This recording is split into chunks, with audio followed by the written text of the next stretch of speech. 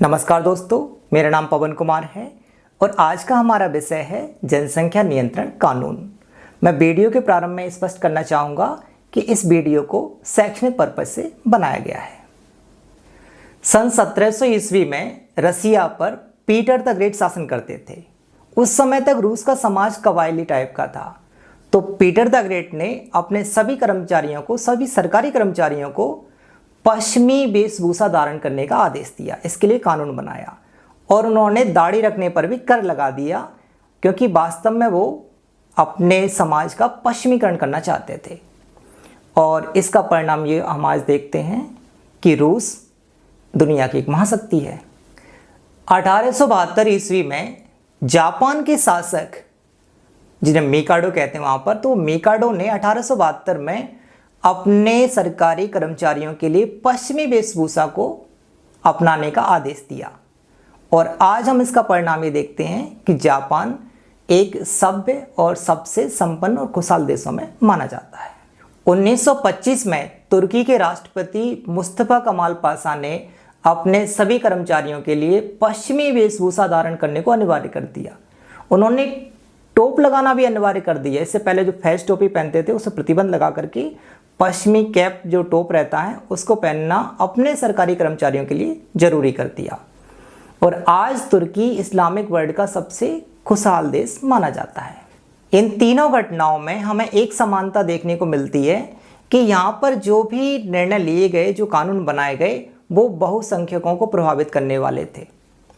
इसीलिए इन पर ज़्यादा विरोध नहीं हुआ और ये आसानी से वहाँ पर लागू भी कर दिए गए। लेकिन यदि ऐसे किसी देश में कोई ऐसा कानून लाया जाता है जिससे केवल अल्पसंख्यकों पर ही प्रभाव पड़ने वाला हो, तो वहाँ पर अल्पसंख्यकों के मन में संदेह होना स्वाभाविक है। अब मैं मुद्दे की बात पर आता हूँ। मैं एक परिस्थिति क्रिएट कर रहा हूँ, एक परिस्थिति इमेजिन कर रहा हूँ कि एक दंपत्ति है, एक पति पत्नी का जोड़ा है और वो बच्चे पैदा करना शुरू करता है।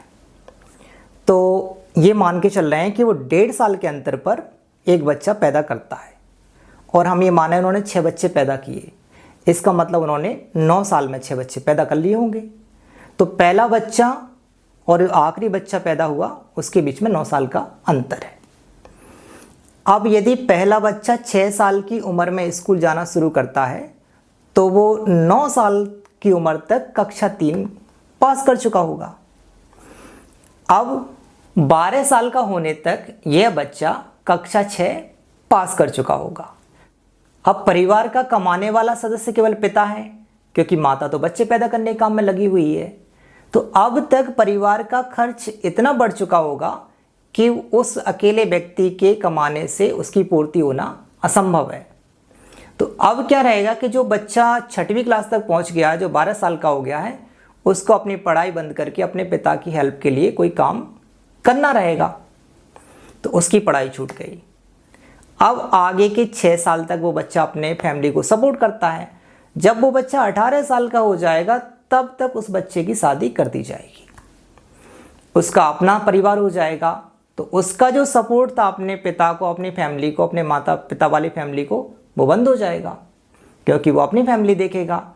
अब जो दूसरे नंबर का बच्चा था, जो पढ़ रहा था, जो 8वीं 9वीं क्लास तक पहुंच गया होगा, अब उसे काम पर लगना पड़ेगा, उसकी पढ़ाई छूट जाएगी। इस तरीके से उन सभी बच्चों में कोई भी बच्चा 8वीं 9वीं क्लास से ज़्यादा नहीं पढ़ पाएगा। एक विकासशील देश की सरकार अपने समस्त संसाधनों का प्रयोग करके, अपने संपूर्ण सामर्थ्य का प्रयोग करके यदि सपोर्ट करना चाहे तो कितना कर सकती है कि मुफ्त में शिक्षा दे सकती है। बच्चों को क्या किताबें और उनको यूनिफॉर्म मिल सकती है, उनको मिड डे मील खाना मिल सकता है एक टाइम का, उनको कुछ स्कॉलरशिप मिल सकती है कुछ और एक्स्ट्रा कुछ खरीदने के लिए।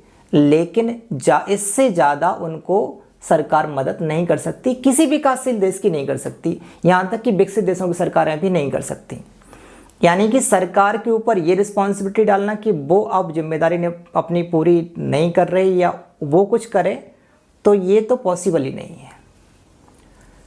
अब आप में से कुछ लोग ये कहेंगे कि अरे हमारे तो 8 भाई बहन थे, 9 भाई बहन थे और हम पल गए, तो अब हमारे बच्चे भी पल जाएंगे, ऊपर वाला ने क्या रहता है पेट दिया है तो खाने को भी देगा। तो ये मैं आपको बता दूं भाई साहब कि आप पल गए, आपके बच्चे नहीं पलने। क्यों नहीं पलने, इस बात को समझ लो। 20 साल पहले तक सेवा क्षेत्र था, वो असंगठित था मुख्यतः। अब इस समय क्या सेवा क्षेत्र है वो संगठित होता जा रहा है और बहुत कुछ संगठित हो गया है और अगले 10 साल में ये और संगठित हो जाएगा। इस बात को आसान भाषा में समझ लो। जैसे किसी को अपनी गाड़ी की मरम्मत करवानी है, सर्विस करवानी है, तो वो गो मैकेनिक और इस तरह के दूसरे ऐप से क्या रहता है, अपने घर बुला सकता है मैकेनिक को। इसमें प्रॉफिट का बड़ा हिस्सा तो सर्विस प्रोवाइडर के पास जाने वाला है, उस कंपनी के पास जाने वाला है। एक काम ऑटो रिक्शा चलाने का था, तो इसमें भी आप देख लें, मैं अपना पर्सनल एग्जांपल बताता हूँ कि मैं 2 साल पहले गुड़गांव में सेक्टर 12 से 14 गया था, तो मैंने 50 रुपये दिए थे। इवनिंग में 6 बजे का टाइम था और उसी 6 बजे के टाइम पर मैं 1 महीने पहले गया हूँ, तो मुझे केवल 26 रुपये देने पड़े क्योंकि मैंने ऑनलाइन बुकिंग की हुई थी। तो आप ही समझ लें इस बात को कि जिन लोगों की पहले 800 से 1000 की दिहाड़ी बन जाती थी, उनकी 300 की दिहाड़ी बनना मुश्किल हो रही है। मीट बेचने का काम है, तो इसमें भी कई तरह के ऐप आ गए हैं, लीसियस, होम टू फ्रेश। तो अब इसमें भी क्या रहता है, अब आगे चल के क्या कंडीशन बनेगी आप खुद ही समझ सकते हैं। इसमें भी वेश्यावृत्ति से लेकर चोरी तक के धंधे संगठित हो चुके हैं। इस समय कोई व्यक्ति ये सोचे कि वह चोरी कर ले तो वहाँ CCTV कैमरे लगे हुए हैं। हाँ, इस समय तो संगठित अपराधी है, वो चाहे पूरा बैंक साफ करके भाग जाए। नीरव मोदी, विजय माल्या ऐसे लोग भाग चुके हैं। कुल मिलाकर बात यह है कि आज की परिस्थितियों में एक अशिक्षित व्यक्ति का, एक कम पढ़े लिखे व्यक्ति का बिना संसाधनों के, बिना पैतृक संपत्ति के विकास करना बहुत मुश्किल है। अब बात कर लेते हैं राजनीतिक दलों की और समाज के ठेकेदारों की। तो यदि कोई ऐसा राजनीतिक दल है, ऐसा कोई समाज का मुखिया है जो आपसे ये कहता है कि आप उसे वोट दें या वो जहाँ कहे वहाँ वोट दें, उनकी पार्टी को सरकार में लाएं और वो आपका विकास कर देगा, तो आप उससे ये पूछें कि उसके पास विकास की क्या योजना है। यदि वो ये कहता है कि उसके पास विकास की इस तरह की योजना है कि वो आपकी जनसंख्या को कंट्रोल करने के लिए क्या है काम करेगा, समाज में चेतना फैलाएगा, तो इसका मतलब ये कि वो व्यक्ति, वो दल ईमानदारी से प्रयास करना चाहता है। लेकिन एक ऐसा दल जो ये कहता है कि आप तो बच्चे पैदा करो, बाकी विकास की गारंटी हमारी है, तो वो अपने विकास की गारंटी ले रहा है, आपके विकास की नहीं। दोस्तों, अभी तो केवल श्रम बिक रहा है। अभी यदि जनसंख्या नियंत्रण नहीं किया गया तो वो परिस्थिति आने वाली हैं कि लोग बिकने लगेंगे। उनके जो मालिक रहेंगे वो कहेंगे व्यक्ति को वो करना रहेगा। मतलब एक ऐसा व्यक्ति जिसकी हैसियत गुलाम की है, उसका क्या धर्म, उसका क्या मजहब। टेक केयर दोस्तों, नमस्कार।